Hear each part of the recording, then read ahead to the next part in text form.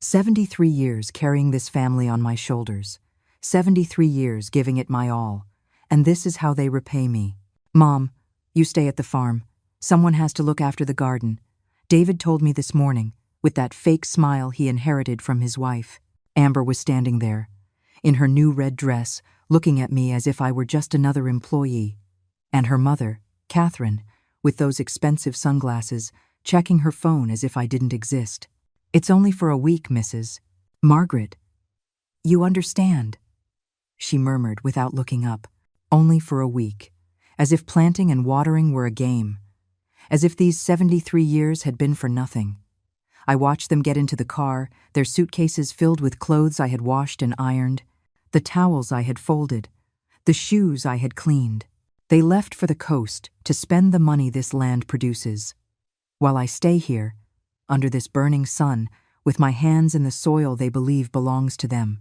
But then, as the dust from the car settled on the road, as silence filled this empty house, the kitchen phone rang, a sound that cut the air like a knife. It was the bank. Mrs. Margaret, we need to confirm some urgent transactions, said the voice on the other end. My heart stopped, not from fear, from something deeper, from a suspicion that had been growing like a weed in my chest. What kind of transactions? I asked, though I already knew I wasn't going to like the answer. Your son David attempted to make a transfer of $50,000 this morning, and there are also attempts to change the ownership on several accounts. Since you are the primary account holder, we need your authorization. $50,000, the money we had saved from selling the cattle last month, the money that was for fixing the roof of the house, for buying the medicine I need, for ensuring this farm continued to produce. I don't authorize anything, I said in a voice I didn't even recognize myself. Block everything, right now. I hung up the phone and stood there, in this kitchen where I have prepared thousands of meals for a family that sees me as a nuisance. The yellow walls that I painted 10 years ago now seemed like silent witnesses to all I had endured in silence. That night, as I watered the tomatoes and lettuce they would eat upon their return, my phone vibrated. It was David. Mom, what happened with the cards? We can't withdraw a single cent, can't pay for anything. His voice sounded desperate, almost hysterical. I could hear Amber screaming in the background and Catherine cursing in that elegant tone she uses when she thinks no one is listening. Mom, are you there? Answer me. I took a deep breath. The air smelled of damp earth and the jasmine flowers I had planted 20 years ago when I still believed this family valued me. I'm here, David. And, be calm. We're stranded in this hotel. We can't even pay the bill. What did you do? What I did. As if protecting my own money was a crime. As if I didn't have the right to decide about what is rightfully mine. I did what I had to do, son. But Mom, it's an emergency. We need the money. An emergency. Their beach vacation was an emergency, but my blood pressure medicine was not. The roof leaking over my bed was not. The expenses of the farm that supports this entire family were not. The only emergency here, David, is that I finally opened my eyes. I ended the conversation at this critical moment. I have worked my whole life for this family. I have sacrificed my dreams, my youth, my health. And now I discover they were planning to take even the last thing I had left. But there's something they don't know. Something I discovered 3 days ago, when Helen, my neighbor, came over for coffee and told me what she had heard in town. Something that changes everything. This story is just beginning. 3 days ago, Helen came to visit me as she does every afternoon. She always brings her favorite mug, the white ceramic one with flowers that I gave her last year. She sat in the rocking chair on the porch, the same one where my late husband used to read the newspaper. Margaret, she said in that soft voice she uses when she has something important to say, I need to tell you something I heard in town. I was peeling oranges to make juice, but something in her tone made my hands stop. The peels fell to the floor like small, withered suns. What is it, Helen? She looked towards the road, as if afraid someone might hear us. Yesterday, I was at old Mr. Henderson's law office. I had gone to renew the papers for my land, you remember, and while I was waiting, I overheard Amber talking on the phone. My heart started to beat faster. Amber at the lawyer's office. That couldn't be a coincidence. She was talking to someone about selling the farm, Margaret. She said they already had a buyer, that they just needed to convince you to sign some papers, that they were going to tell you it was for renewing the insurance. The oranges rolled across the floor. My hands trembled like leaves in a storm. Are you sure about what you heard? As sure as my name is Helen Marie, and there's more. She also mentioned something about changing the bank accounts to David's name. She said it was more convenient for a woman your age. And then, Margaret, I heard something that chilled my blood. She said that after the sale, they were going to take you to a nursing home in the city, that they had already set aside the money to pay for it. A nursing home. As if I were a piece of old furniture that was no longer useful. As if these 73 years of life were worth nothing. I couldn't sleep that night. I lay awake in bed, staring at the ceiling that leaks when it rains, thinking about every strange conversation from the past few months. The times Amber and Catherine would fall silent when I entered the living room. The whispered phone calls. The papers they would quickly put away when I came near. I remembered when Amber came over 6 months ago with that green folder, insisting I sign some insurance documents. I had signed without reading, trusting them like a fool. What was really in those papers? Everything made sense now. David's insistence that I go to the bank to update my information. The constant pressure for me to give them power over my accounts, in case something happened to me. Catherine's frequent visits, who before barely spoke to me, but now came with store-bought cakes and fake smiles. I got up before dawn and walked all over the farm. I touched every tree I had planted. The avocado trees I planted when David was 10. The mango trees that grew up with him. The garden where I taught my granddaughter to recognize plants before Amber decided it was too dangerous to bring her here. This land has my footprints on every meter. My sweat watered every furrow. My tears fed every seed. And they wanted to take it from me like taking a toy from a child. The next day, very early, I walked to Helen's house. Her chickens were clucking in the yard, and the smell of burning wood came from her chimney. I needed to think. I needed a place where I felt safe. Her small kitchen always smells of cinnamon and freshly brewed coffee. Helen, I think I have to do something before it's too late. She poured me coffee in that flowered mug and sat across from me. Her eyes, the color of old honey, looked at me with an understanding that only years of true friendship can give. What do you need, Margaret? I need to go to the bank, today, and to the lawyer too. But first, I need you to help me review all the papers I've signed lately. We went back to my house and sat at the dining room table. I took out all the folders, all the documents I had saved without fully understanding them. Helen has better eyesight than me, and she knows how to read the fine print. Margaret, she said after an hour of reviewing, her voice trembling. These papers you signed last month, they give David the power to sell properties in your name. My world swayed. I had signed my own death sentence without knowing it. And this other one. This one gives him full access to all your bank accounts. Margaret, with these papers, they can do whatever they want with you, I cried. For the first time in years. I cried like a child. I cried for my naivety, for my blind trust, for having raised a son capable of betraying me like this. But the tears dried up quickly. In their place came something I hadn't felt in a long time. Rage. A clean, clear rage that filled me with an energy I thought I had lost. We went to the bank together. There they explained everything David had tried to do over the last 2 months. Loan applications using the farm as collateral, attempts to change the authorized signatures, requests for copies of all my bank statements. Mrs. Margaret, the manager, a young woman with a concerned voice, told me, "Luckily, you had given us specific instructions years ago not to authorize anything without your physical presence. Your son seemed very upset when we told him we needed to speak with you first. He even brought a lawyer last week, insisting he had a legal right. Very upset. Of course, he was upset. His plans to rob me were failing because of a detail he had forgotten. Years ago, when my husband died, I had been cautious. I had put those restrictions in place in case one day I lost my memory. What can I do to protect myself completely? I asked. Cancel all the powers of attorney you have granted.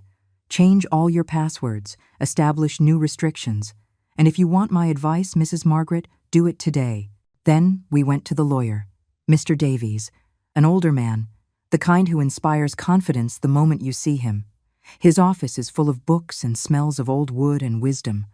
Mrs. Margaret, what you're telling me is very serious, but it has a solution. These documents you signed can be revoked. You were under emotional distress. You didn't have independent legal representation. He explained my rights. He showed me how to protect my assets, how to make sure no one could take what was rightfully mine. I signed new documents. I changed all the authorizations. I put legal locks in place that neither David nor his wife nor his mother-in-law could break. And if they try to force me to sign something? I asked. These documents protect you, Mrs. Margaret. No one can force you to do anything with your property. And if anyone tries, that's called coercion, and it's a crime. Besides, I have notified the bank and the notary's office. Any document they try to submit with your signature will be verified directly with you. I returned home that afternoon feeling different, as if I had woken up from a long, confusing dream. The farm looked the same green mountains in the background, the same infinite sky, the same trees I had planted with my own hands decades ago. But I was no longer the same woman who had left that morning. For the first time in months, maybe years, I felt in control of my own life. That night, when David called to tell me about the trip, I already knew exactly what I was going to do. I let them leave. I let them believe they had won. That old Margaret would obediently stay home, taking care of the garden like just another employee. But while they were packing their bags, I was packing mine too. Not to go anywhere, but to stay. To plant my roots deeper than ever.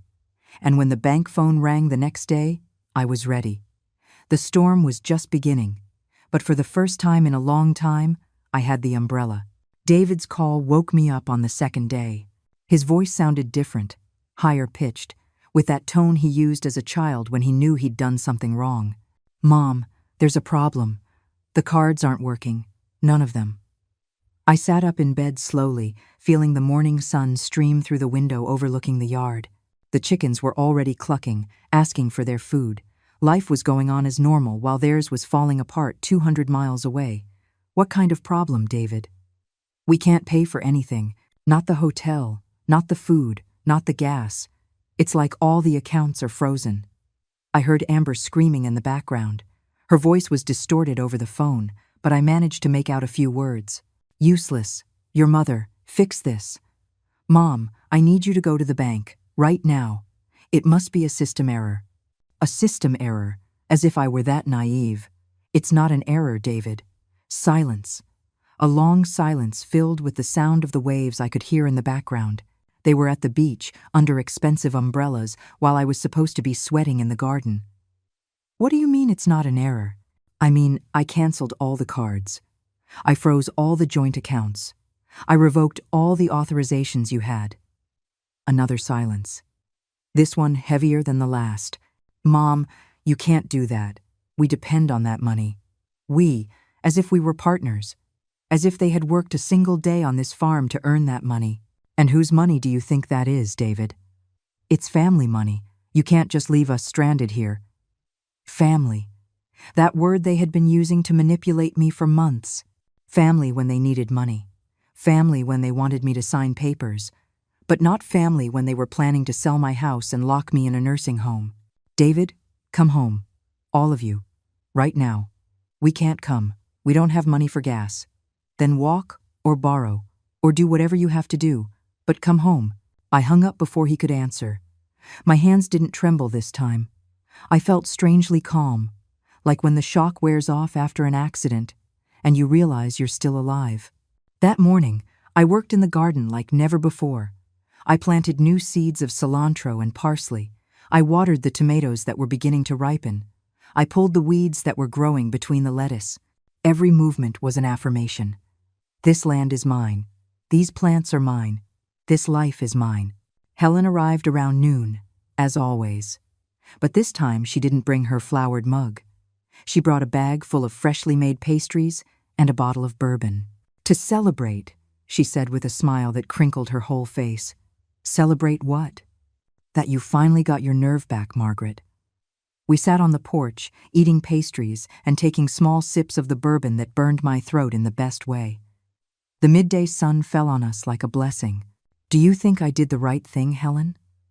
Honey, the only thing you did wrong was taking so long to do it. She then told me that for months she had seen how I was fading away, how I stopped smiling when I talked about David, how my shoulders had started to stoop under the weight of always being available for everyone. Your late husband, God rest his soul, once told me, Helen, if anything happens to me, make sure no one takes advantage of Margaret. She's too good for her own good. Those words touched my soul. My husband had seen something I had refused to see for years. The phone rang again at 3 in the afternoon.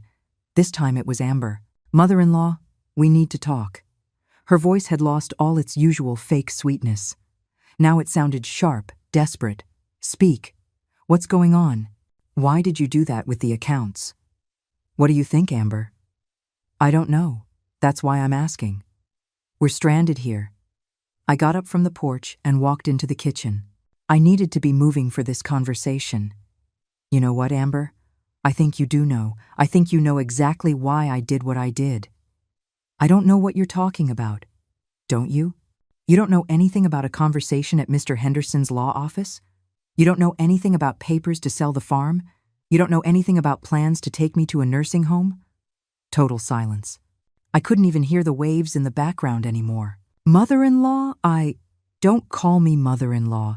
Mothers-in-law are family, and you stopped being my family the day you decided to rob me.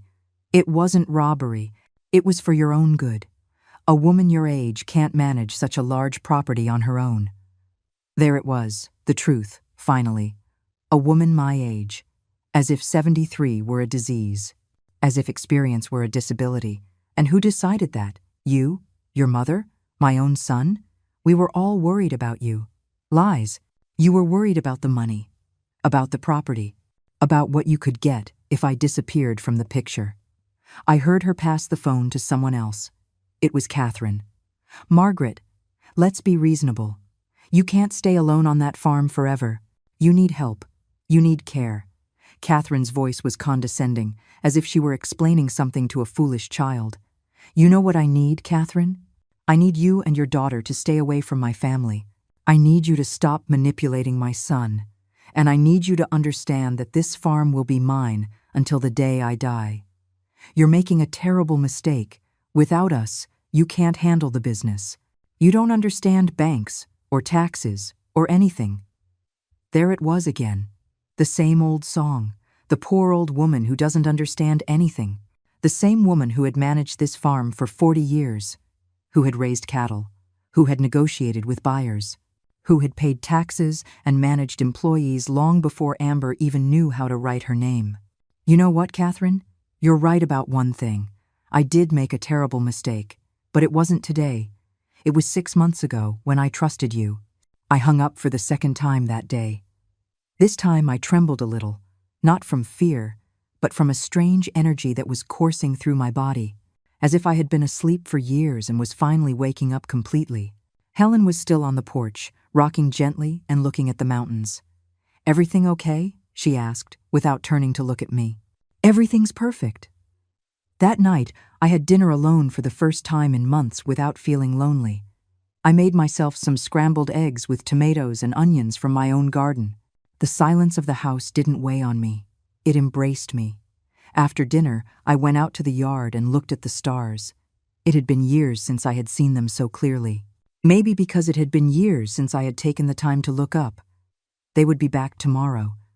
Furious, desperate, probably with a new plan to convince me I had lost my mind. But for the first time in a long time, I knew exactly who I was and what I wanted. They arrived at dusk on the third day, like a storm you see coming from afar. David's car kicked up a cloud of dust on the road that took several minutes to settle. I was watering the plants in the garden, but I left the hose running and sat in the rocking chair on the porch to wait for them. They got out of the car like actors in a poorly rehearsed play. David first, with that scolded child face he used to make when his father caught him in some mischief. Amber next, in her wrinkled green dress and her hair disheveled from the trip. And finally, Catherine, adjusting her sunglasses even though the sun was already setting. None of them looked at me directly at first. They just stood there, as if waiting for me to speak first. as if I owed them an explanation. The silence stretched so long that even the crickets fell quiet. "Well," I finally said, without getting up from the rocking chair. David was the first to walk towards the porch. His steps sounded heavy on the wooden planks his father had laid 15 years ago. "Mom, we need to talk." Talk. He sat on the step, the position he used as a child when he wanted me to forgive him for something. But he was 40, 2 years old now, and childhood tricks no longer worked on me. "I don't understand what happened. Why did you do what you did? You really don't understand, David?" Amber approached then, with those high heels that had no place on a farm and made her walk like a duck. "Mother-in-law, I think there was a misunderstanding. We never meant to hurt you." I looked at her directly for the first time. Her eyes were swollen. She had probably cried during the trip, but they weren't tears of remorse. They were tears of frustration for having lost. "A misunderstanding? Is that what you call planning to sell my house behind my back? We just wanted what was best for you." Catherine had stayed by the car, as if ready to flee at any moment, but her voice carried clearly to the porch. "Margaret, a woman your age shouldn't be alone in such an isolated place. It's dangerous." I got up from the rocking chair for the first time since they arrived. My legs felt solid, firm, as if they had regained a strength I had forgotten I had. "Dangerous? You know what's dangerous, Catherine? Trusting family who plan to rob you? Signing papers without reading because you think your own son would never harm you?" David stood up too. In his eyes, I saw something I had never seen before. Fear. Fear that his plan had completely failed. "Mom, the papers you signed were just to protect you, so that if something happened to you, we could help you." "Protect me? By calling me crazy? By telling people in town I'm losing my memory?" The color drained from his face. He didn't know that I had heard that conversation last week when they thought I was napping. "I never." "Yes, you did. You told Mr. Henderson that I was starting to show signs of dementia, that sometimes I didn't remember things, that it was necessary for you to have legal control over my decisions." Amber took a step back. Her heels sank into the soft garden soil. "David, maybe we should go. She's upset. I'm not leaving. She's my mom, and I'm going to fix this." "Fix what exactly?" I asked. My voice came out louder than I expected, filling the space between us. "Fix this misunderstanding. Make you understand that everything we did was with you in mind." End quote. I stepped off the porch and walked until I was standing in front of him. David is tall. He always was. But at that moment, I felt taller than him. "You want me to understand? Fine. Then explain to me why you had a buyer for the farm. Explain why you had already set aside money for a nursing home. Explain why Amber was looking up prices for apartments in the city." Every word I said was like a blow. I saw them shrink, search for excuses they no longer had. "Mom, no more lies. I've heard enough lies." Catherine finally approached, walking with that fake elegance she uses when she wants to impress. "Margaret, be reasonable. You can't live alone forever. You need someone to take care of your affairs." "Someone like you? People who plan to rob me and then throw me out like an old dog?" "No one was going to throw you out. The home we chose is very good. It has gardens and activities." There was the full confession. She wasn't even trying to deny it anymore. A home, with gardens and activities. "And when did you ask me if I wanted gardens and activities?" David ran his hands through his hair, frustrated. "Because we knew you would say no. You're too stubborn to accept help." "Help? Is selling my house help? Is stealing my savings help? We weren't going to steal anything. The money was going to be used to take care of you." "Lies. The money was going to be used for you to live comfortably while I rotted in a nursing home." Amber started crying again. Those manipulative tears she used whenever things didn't go her way. "Mother-in-law, please. We're family. We can fix this." "Family? You call this family?" I walked to the garden and cut a white rose from the bush I planted when my granddaughter was born. I held it in my hands, feeling the soft thorns against my fingers. "Do you know what real family is? Family is Helen, who warned me about your plans. Family is Mr. Davies, who helped me protect my rights without asking for anything in return. Family is this land that has sustained me for 40 years. "But we're your blood," David shouted, desperate. "Blood means nothing if the heart is rotten."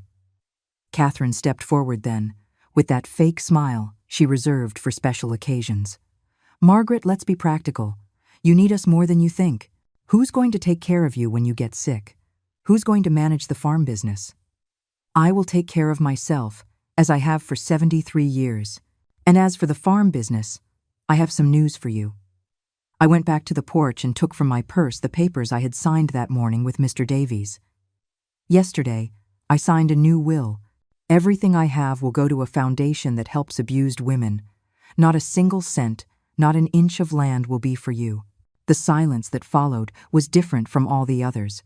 It was a silence of defeat, of destroyed plans, of dreams of easy money evaporating like dew in the morning. David sat on the step again, but this time not like a child seeking forgiveness. He sat like a man who finally understood the consequences of his actions. Mom, you can't do that. I'm your only son. Being my only son gave you rights, David, but it also gave you obligations, and you chose to betray me instead of taking care of me. Amber had stopped crying. Now she was looking at me with a pure rage that finally showed her true face. You're crazy. Completely crazy. David, do something. What do you want me to do? I don't know, but you can't let her take everything from us. No one is taking anything from you, I said calmly. You are simply losing something that was never yours. The sun had set completely. The first stars were beginning to appear in the violet sky. It was time for them to leave. Go, I told them. This house is no longer your home. David looked at me as if he hadn't understood the words. As if it were impossible that his mother, the woman who had cleaned his scraped knees and prepared his favorite meals for 40 years, was telling him to leave. Mom, you can't be serious. I have never been more serious in my life. Amber approached then, with the desperation of a cornered animal that made her look ugly despite all her makeup. Mother-in-law, think carefully. Without us, you have no one. What are you going to do when you get sick? When you need help? I'm going to do the same thing I've always done. Solve my problems on my own. But you're 73 years old? And you're 35, but you act like you're 5. Age is no excuse for being useless, Amber. Catherine had already gotten into the car, probably calculating that this battle was lost. But she shouted from the window, Margaret, this isn't over. We have legal rights. The papers you signed give us power. Those papers? I took the folder I had taken to the lawyer out of my purse. Are you referring to these papers that have already been nullified? Or these other ones, where it's proven that you pressured me to sign without legal representation? Her face fell. Even from a distance, I could see how reality hit her like a hammer. That's impossible. Those documents are valid. They were valid, until Mr. Davies proved there was emotional coercion. It turns out the law protects senior citizens from abusive children. Who would have thought? David stood up abruptly, so fast that the step planks creaked. We are not abusive. Everything we did was for your own good. For my own good? David, look around. Look at this farm I built with my own hands. Look at this house where I raised you. Do you really think I don't know what's good for me? I walked to the garden where my roses were, the same ones I had planted when he was little, and asked me why flowers had thorns. To protect themselves from those who want to hurt them, I had explained then. I never thought that one day he would be one of those threats. Look, David, do you see these roses? I planted them 20 years ago. I've cared for them, pruned them, protected them from pests. No one else knows how to care for them like I do. No one else knows how much water they need, when to fertilize them, how to protect them from the cold. I turned to him, holding the white rose I had cut. This farm is the same. I know how every foot of this land works. I know every tree, every animal, every problem that can arise. I've managed droughts, floods, pests, low prices, high prices. I've done it alone for years, especially after your father died. But Mom... No, let me finish. In all these years, did you ever see me fail? Did a harvest ever get lost because of me? Were we ever unable to pay the bills? Did this family ever go hungry? He couldn't answer because the answer was no. I had never failed. I had never let anything bad happen to this family. So why did you decide I could no longer take care of myself? Why? Because Amber told me that. They're at Island, Amber told you. And since when does Amber know more about my life than I do? Amber stepped forward with her fists clenched. I was just trying to help. Your son was worried about you. Lies. My son was worried about the money, and you were worried about getting a house without having to work to pay for it. That's not true, isn't it? Then explain to me why the day after I signed the papers, you had already set aside $50,000 to buy an apartment in the city. David's face went white. He didn't know I had seen the messages on his phone when he left it on the table during lunch. How do you know that? Because I'm not blind, David, nor deaf, nor stupid. I saw the messages with the real estate agent. I saw the floor plans for the apartment you wanted to buy with my money. Catherine got out of the car again, but this time she looked like a wounded beast. All of this is normal. Children always inherit from their parents. We were just speeding up the process. Speeding up? Do you mean you were waiting for me to die? No, I mean it was logical to plan for the future. The future.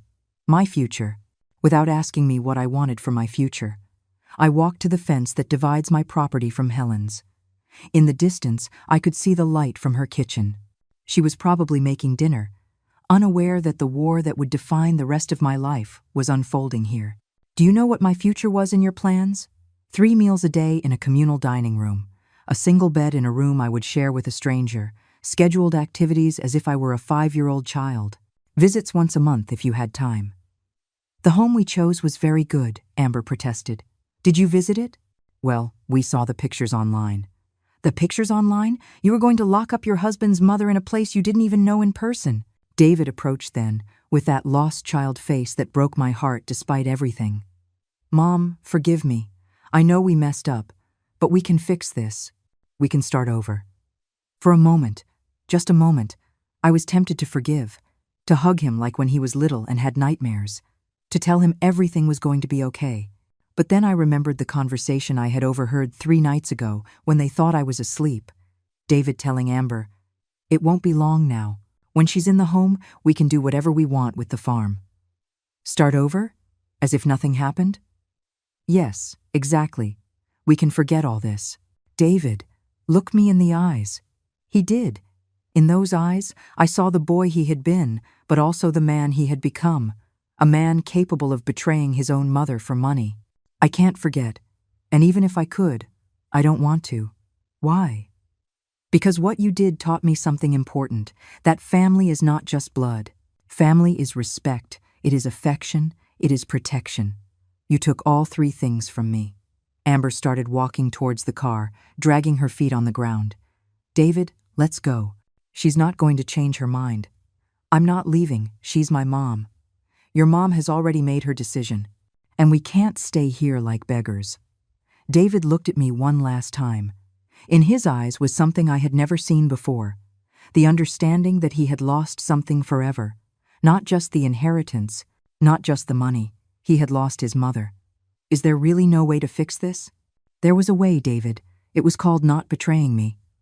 Mom, go, please, before I say something I might regret. He stood there for what felt like hours but was probably only minutes. Finally, he walked to the car with slow steps, as if each step pained him. Before getting in, he turned one last time. I love you, Mom. I loved you too, David. Past tense. The car started, kicking up dust again. I watched the taillights recede down the road until they became red dots in the darkness. When they disappeared completely, I sat on the porch step. For the first time in days, everything was silent. And for the first time in years, that silence felt like peace. I sat on the porch step until the stars completely filled the sky. The night air smelled of jasmine and damp earth, a scent that had always calmed me, but that night had a different flavor. It tasted of freedom. Helen appeared on the path connecting our properties, walking slowly with a steaming mug in her hands. Mind if I sit with you? She asked, though she already knew the answer. Not at all.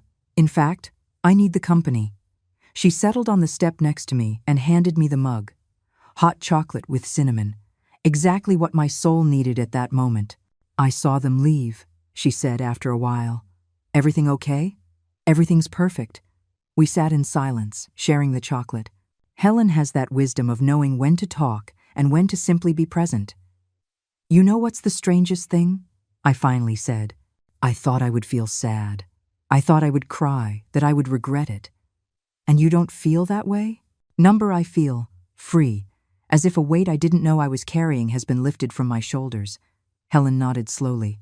My grandmother used to say that sometimes you have to prune the sick branches so the tree can grow healthy. Ah, bling. That night, I slept better than I had in months. I didn't wake up at 3 in the morning worrying if I had properly secured the bank accounts. I didn't get up thinking about what excuse Amber would invent to ask for money. For the first time in a while, my mind was at peace. The next morning, as I was making coffee, the phone rang. For a moment, I thought it would be David, apologizing or trying to manipulate me again, but it was Mr. Davies. Mrs. Margaret, good morning. How are you feeling? Like new, Mr. Davies. And you? Very well. I'm calling because I wanted to confirm some details of the will we signed yesterday. Are you sure about your decisions? More sure than ever. Perfect. I also wanted to inform you that your son came to my office very early this morning.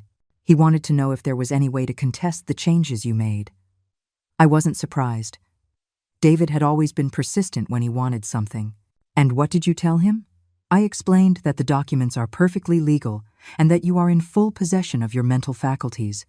I also suggested that if he wanted to reconcile with you, he should come and talk to you directly, not through lawyers. And what did he say? He left without a word. After hanging up, I decided it was time to start my new life in earnest. I couldn't stay lamenting the past. I had to build something new, something meaningful. I walked all over the farm, seeing it with different eyes. It was no longer just the property I had inherited from my husband. It was no longer just the place where I had raised my son. Now it was my future, my project, my legacy. The house needed repairs. The kitchen roof had leaks we had ignored for months because we didn't have the money to fix it, according to Amber. But now that I didn't have to support 3 non-working adults, I did have money. I called Mr. Peterson, the town's contractor, an honest man who had worked for us for years. Mrs. Margaret, what a pleasure to hear from you. How can I help you? Mr. Peterson, I need you to come and look at the house. I want to make all the repairs we've been putting off. All of them? Are you sure? That's going to be a big project. I have time, and I have money. When can you come? I'll stop by tomorrow morning, if that works for you. Next, I called the veterinarian. For months, I had wanted to buy more chickens and maybe some goats, but Catherine complained about the noise and the smell. Dr. Bell, this is Margaret. Could you advise me on expanding my coop? Of course. What do you have in mind? I want to start a small farm. Chickens, goats, maybe some pigs. Something that will give me a steady income but also keep me busy. That sounds like an excellent idea. Is your family on board? My family is me, doctor, and I am completely on board. That afternoon, Helen and I sat at the dining room table making plans. She brought paper and pencil, and I laid all my ideas on the table. What if we start a small home-cooked meal business? Helen suggested. Your cooking is delicious, and I know how to make preserves and jams. Do you think it would work? There's no one in town who sells homemade food. All the women work outside the home now. I'm sure there's a market. We started crunching the numbers. With the savings I no longer had to share with David and his family, I could invest in basic equipment for a small commercial kitchen. And we could sell at the Saturday market, Helen added, or even do home delivery. For the first time in years, I was excited about something. I had a project, a purpose, a reason to get up every morning that wasn't just survival. That night, as I ate dinner alone in the kitchen, I realized something. The house felt bigger, not emptier, bigger, as if I had reclaimed spaces I didn't know I had lost. The phone rang at 9 o'clock at night. It was a number I didn't recognize. Margaret? The voice was of a young, shy woman. Yes, this is Margaret. Who is this, please?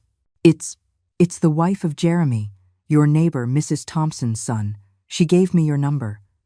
Jeremy, the young man who had studied business administration and now worked in the city. What can I do for you, honey? Mrs. Thompson told me you're thinking of starting a food business. I work in marketing, and I was wondering if you would need any help. What kind of help? Well, I could help you with social media, with label design, with promotion. I would love to be part of a project like that. And how much would you charge for that help? Nothing at first. If the business works out, we could talk about a small partnership. But first, I want to help you get off the ground. I hung up the phone with a huge smile. I didn't just have a project. I had a team. The next day, Mr. Peterson arrived early with his tape measure and notebook. We went over the whole house, from the roof to the foundations. Mrs. Margaret, this house is solid. It just needs some love and maintenance. How long would it take to make it like new? About 3 months, working every day. But it's going to look like a palace. Do it. While Mr. Peterson was taking measurements, I walked to the back of the property, where I had always wanted to build a small workshop.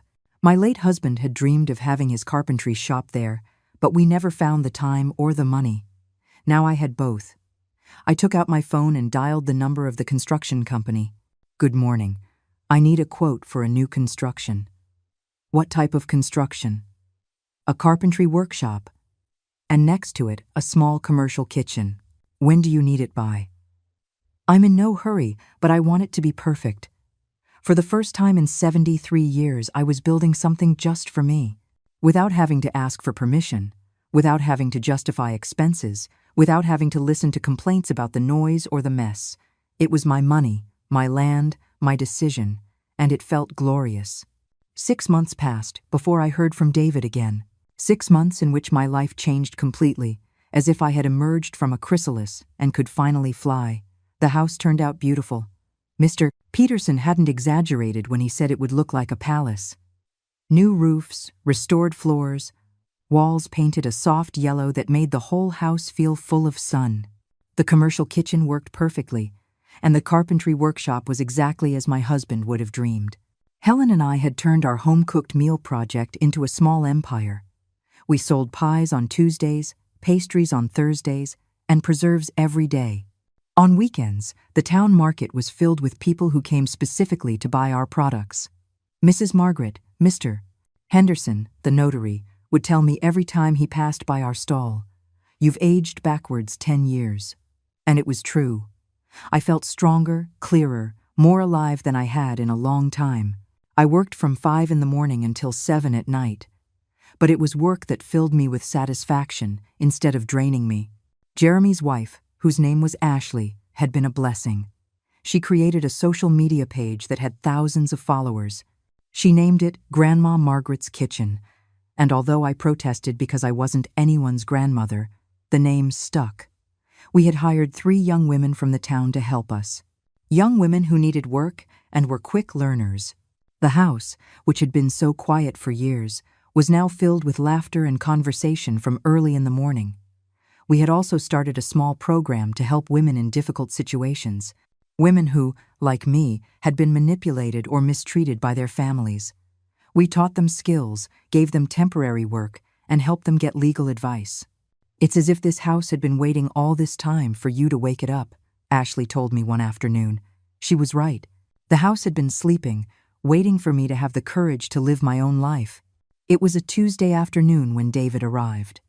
I was in the workshop, sanding some boards to make a new shelf, when I heard the car on the road.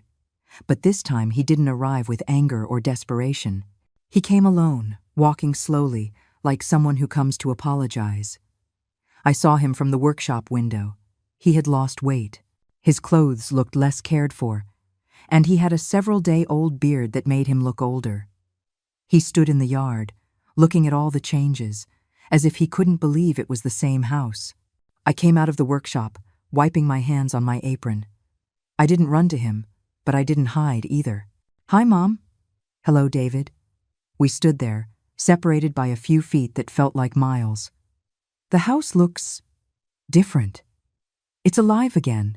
He nodded slowly, as if he understood the message behind my words. "Can I sit down?" "It's your decision." He sat on the porch step, in the same place he had sat last time, but now he looked small, defeated. "Mom, I came to apologize." I didn't answer. I had learned the power of silence. "I know what we did was wrong. I know there's no excuse, but I wanted you to know that I've realized everything." Everything what? That you were right.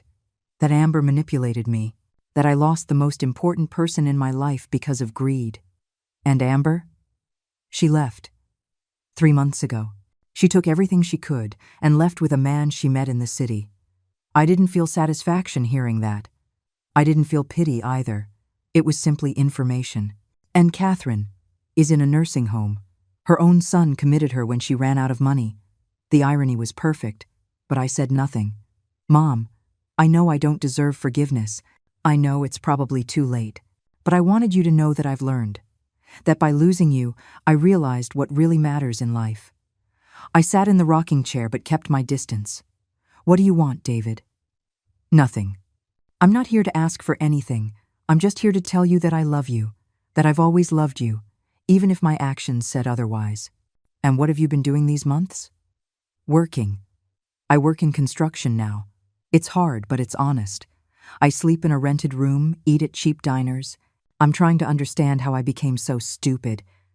For the first time in the conversation, his eyes filled with real tears. Not tears of manipulation, but of real remorse. I see the life you've built without us, and I realize that we were the ones holding you back. You didn't need us to take care of you. We were the ones who needed you. At that moment, Helen came out of the kitchen, wiping her hands on her apron. Margaret, everything okay? Everything's fine. Helen, I'd like you to meet David, my son. Helen looked at him with that look older women have when they're sizing up a man, a look that sees straight into the soul. A pleasure, David. I've heard a lot about you. David turned red. He knew exactly what kind of things Helen had heard. The pleasure is mine, ma'am. Are you staying for dinner? David looked at me, waiting for my answer. You can stay if you want, but not as family, as a guest. I understand. Helen left, but not before winking at me. She knew she was giving me space to decide what to do. Mom, do you think that someday we could try to be a family again? I don't know, David. Family isn't something you can break and glue back together like a vase. Once trust is broken, things are never the same again. I know, but maybe they could be different. Better. Better how?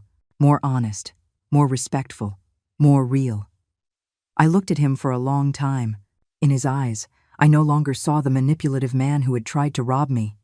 I saw the boy he had been, but I also saw something new. Real humility. Do you know what you have to do if you want to try to rebuild something with me? What? You have to earn it. Not with words, but with actions. You have to prove to me over months, maybe years, that you have truly changed. How? By working honestly. By living honestly. By respecting my decisions, even if you don't like them. By treating me like a whole human being, not like an old woman who needs to be cared for. And if I do all that? If you do all that, maybe, someday, we can be friends. But we will never go back to being the mother and son we were before. That relationship died the day you decided to betray me. He was quiet for a long time. Finally, he nodded. I understand. And I accept those conditions. Good. Then you can start by staying for dinner. But then you leave. And if you want to come back, you let me know beforehand. Thank you, Mom. You don't know what this means to me. Don't call me Mom yet. Call me Margaret. You have to earn the right to call me Mom again. That night, the three of us had dinner in silence. David ate slowly, as if it were the first home-cooked meal he'd had in months. It probably was. When he finished, he helped me wash the dishes without being asked. Helen had gone to her house, leaving us alone. The food was delicious, he told me. Thank you. Can I ask you something? Ask. Are you happy? The question took me by surprise. No one had asked me that in years. Yes, I said after thinking about it. For the first time in a long time, I am happy. He left that night without promising to return, without asking for anything more. He just left, and for the first time in months, the goodbye didn't feel like a war. David came back 3 weeks later. This time he called before coming, as I had asked him to. Margaret, can I visit you on Sunday? I wanted to help you with something if you need it. Help me with what?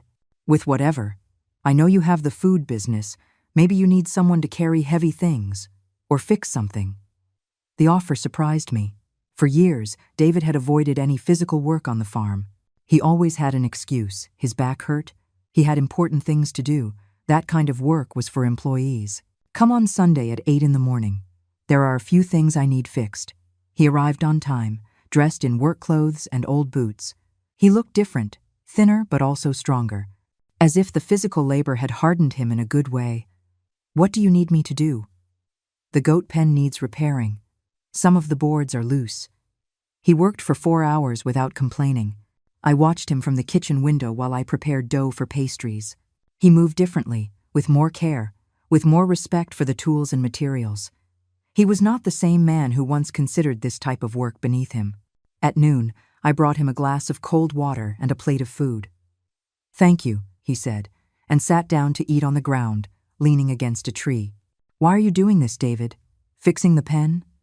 Number all of this, coming, working, acting like you're a different person." He chewed slowly before answering. "Because when I lost you, I realized I had lost the only person who really knew me, the only one who loved me unconditionally. I loved you unconditionally, until you put conditions on it. I know, and I also realized something else." "What?" "That I never really knew you. I thought you were just my mom, the woman who took care of me. But you're so much more than that." He looked around, seeing the thriving business, the improvements to the house, the new energy in everything. "You're a businesswoman. You're a leader. You're a woman who can build an incredible life from scratch. And I was so blind I didn't see it." His words reached me, but I didn't let myself get carried away by emotion. "And what do you want to do with that information?" "I want to get to know you, for real, as the person you are, not as the idea I had of you. That's going to take time. I have time." He finished his work and left without asking for anything more, without asking when he could come back, without suggesting we eat together, without trying to force an intimacy that no longer existed. Over the next few months, David came every 2 weeks. He always called before. He always came to work. He fixed the roof of the chicken coop, painted the fence, helped build a new storage area for the business. Helen watched him with the prudence of an older woman who has seen many broken promises. "What do you think of him?" I asked her one afternoon. "That he's trying to be different. But time will tell if it's real or just an act." "How can I tell the difference? Men who really change don't make a show of their change. They just change." She was right. David didn't talk much during his visits. He didn't try to impress me with grand gestures or dramatic promises. He just worked, ate what I offered, and left. One day he arrived with bruises on his hands. "What happened to you?" "A fight at work. A coworker was harassing a new girl, saying nasty things to her. I told him to stop." "And?" "He told me to mind my own business. I told him that respecting women was my business." He hadn't said those words to impress me. He had said them because it was the truth. And for the first time in months, I felt something like pride for my son. But the real change I saw 6 months later, when he arrived accompanied by an older woman. "Margaret, I'd like you to meet Mrs. Davis. She's my boss on the construction site." Mrs. Davis was a woman in her 60s, weathered by the sun and work, with intelligent eyes and strong hands. "Mrs. Margaret, your son has told me a lot about you. I wanted to meet the woman who raised one of my best workers." David turned red. "David is responsible, punctual, and never complains about hard work," Mrs. Davis continued. "But most importantly, he respects the women on the team. That's not common in this business." After they left, I thought about Mrs. Davis's words. David had really changed, not just with me, but in all aspects of his life. He called me that night. "Margaret, tell me. I wanted to thank you." "For what?" "For giving me the chance to get to know you, and for teaching me what respect means." "I didn't teach you anything, David. You decided to learn." "Maybe, but you had to be very strong to cut me off when it was necessary. Another mother would have forgiven me without another thought, and I would have remained the same terrible man. And now? Now I'm different. Not perfect, but different. And it's thanks to you having the courage to tell me the truth." A year after that first reconciliation visit, David arrived with a proposal. "Margaret, I've been thinking about something." "About what?" Would you like for us to be partners? Partners in what? In the business. Not as a son who inherits, but as a partner who contributes work and earns his share. The idea intrigued me. What would you contribute?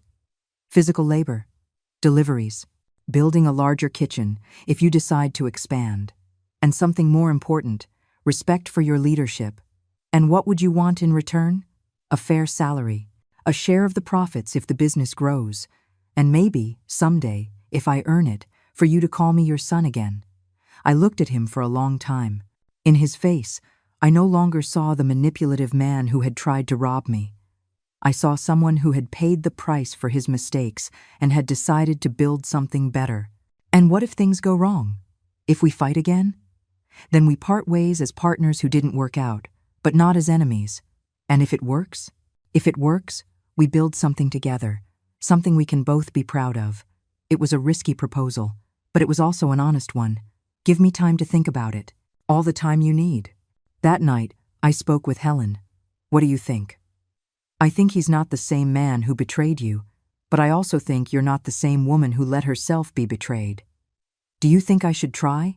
I think you should do what makes you happy, but with your eyes wide open. 2 weeks later, I gave him my answer. I accept the partnership, but with very clear conditions. Whatever you say, a written contract, a review every 6 months, and at the first sign of disrespect, it's all over. I accept. Good. Then we start on Monday. And, David? Yes? You can call me Mom again. You've earned it. For the first time in almost 2 years, I saw him cry, but these were tears of gratitude, not of manipulation. Thank you, Mom. I won't fail you again. I know, because if you do, this time there won't be a third chance. I know, and I promise you won't need one. 3 years have passed since David and I became partners. 3 years in which we have built something that neither of us could have imagined when everything fell apart. The business grew beyond our wildest dreams. Grandma Margaret's Kitchen now has 2 locations, one in town and one in the city. We employ 15 people, all women from the area who needed decent work. Ashley, the young woman who helped us with marketing, is now our general manager. But the most important thing is not the numbers in the bank accounts. The most important thing is what we built as a family. David kept every one of his promises. He works from 5 in the morning until night. He handles deliveries. He supervises the construction of new facilities. And never, not once, has he questioned my decisions as the boss. You know what I like most about working with you? He told me recently, as we were loading boxes for a large delivery. What? That I finally see you for who you really are. Not as the mom who took care of me, but as the smart and strong woman you always were. Those words filled my heart in a way I hadn't felt in years. Helen is still my partner and my best friend. She now officially lives in the house with me. We turned the guest room into her personal bedroom. And at night we sit on the porch planning new projects while we drink herbal tea we grow in our garden. Can you imagine if they had told us 5 years ago that we would be successful businesswomen in our 70s? She says, laughing. I would have told you that you were crazy. And you would have been wrong. The program to help abused women became a real foundation. We have a small shelter at the back of the property where women fleeing abusive situations can stay while they rebuild their lives. We teach them skills, help them with legal advice, and support them until they can stand on their own. Yesterday, a 25-year-old woman arrived with 2 small children. Her husband had threatened to take the children away if she left him. The same threat Amber had used on me, but with my own resources. Can I really stay here without paying anything? She asked me with eyes full of fear. Not only can you stay, but you're going to learn to do something you like that will give you financial independence. And when you're ready to leave, we'll help you find your own place. Why are you doing this for me? You don't know me. Because all women deserve the opportunity to live with dignity, and because someone taught me that sometimes you have to be very brave to save your own life. This morning, as I was preparing dough for Tuesday's pies, the phone rang. It was Mr. Davies. Mrs. Margaret, I'm calling to give you some news. Good or bad? Very good. Your foundation just received an anonymous donation of $50,000. I sat in the nearest chair. $50,000. The same amount David had tried to steal years ago. Do you know who made it? I can't tell you, but I have my suspicions. That afternoon, when David arrived from work, I confronted him. It was you who donated the money to the foundation. He turned red, just like when he was a child, and I caught him doing something he shouldn't. How did you know? Because it's exactly $50,000, the same amount you tried to steal. It's not all the money I owe you, but it's a start. David, that money was for you too. You're my partner. No, Mom, that money was my way of closing a circle, of turning something bad into something good. I got up and hugged him. A real, deep hug, full of the love that had been stored away for years of pain. I'm proud of you. And I'm proud to be your son. This afternoon, as the sun sets over the mountains that have seen my whole life, I sit in the rocking chair on the porch reflecting on these last few years. The house is full of life again. I can hear laughter from the kitchen where the girls are finishing up cleaning after a day's work. I can hear voices from the shelter where the women we are helping are reading stories to their children. I can hear the sound of the goats and chickens in the pen that David repaired with his own hands. Helen comes out of the kitchen with 2 cups of hot chocolate, as she does every night. What are you thinking about? She asks. That my husband was right. About what? He once told me that women are like trees, that we can survive the most terrible droughts, but that when the rains come, we bloom more beautifully than before. He was a wise man. Yes, and I think he would have liked to see what I've become. David arrives in his truck, tired but smiling. He now lives in a small house he bought in town, but he comes to have dinner with us almost every night. How was your day? I ask him. Perfect. We delivered everything on time, the clients were happy, and Mrs. Davis offered me a bigger contract for next month. And are you going to accept it? Only if you agree. I don't want it to affect our business. That's the difference. Now he asks me. Now he respects my opinions. Now he understands that we are partners, not boss and employee. Accept. The business can manage on its own for a few weeks. Thanks, Mom. The 3 of us have dinner in the dining room, talking about plans to expand the shelter and maybe open a 3rd branch. Ashley wants us to explore the possibility of selling our products online throughout the country. Can you imagine, Margaret? Helen says. Women all over America eating your pies. Our pies, I correct her. We built this together. After dinner, David goes to his house, and Helen retires to her room. I stay on the porch a while longer, looking at the stars that shine brighter than ever. I think about the woman I was 5 years ago, a woman who had become invisible in her own home, a woman who had lost her voice, her strength, her dignity, a woman who was so used to giving that she had forgotten she also had the right to receive. That woman died the day I decided to freeze the bank accounts. She died when I chose to defend myself instead of remaining a victim. She died when I understood that true love is not sacrificing your dignity for others, but respecting your own and teaching others to respect it too. In her place, this woman was born, an entrepreneur, a leader, a protector of other women, a mother to a son who finally understands what respect means. The phone rings one last time before I go to bed. It's Ashley, the manager. Mrs. Margaret, I'm sorry to bother you so late, but I wanted to give you some news. What happened? A national magazine just called. They want to do an article on women entrepreneurs over 70.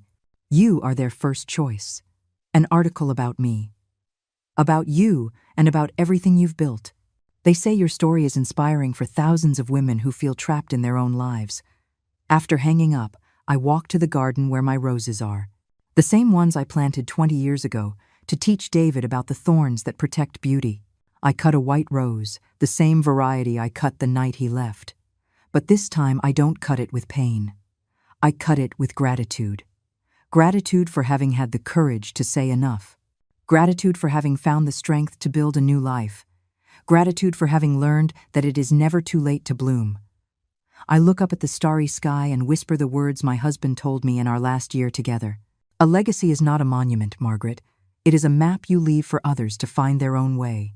I finally understand what he meant. My legacy is not the businesses I built or the money I earned. My legacy is the women I helped find their strength. It's the son who learned to respect. It's the living proof that it is never too late to rescue your own life. I go into the house and turn off the lights one by one. Tomorrow will be another day full of work, of projects, of women who need help and hope. And I will be ready, because I am finally who I was always meant to be. Margaret. Simply Margaret. And that is more than enough.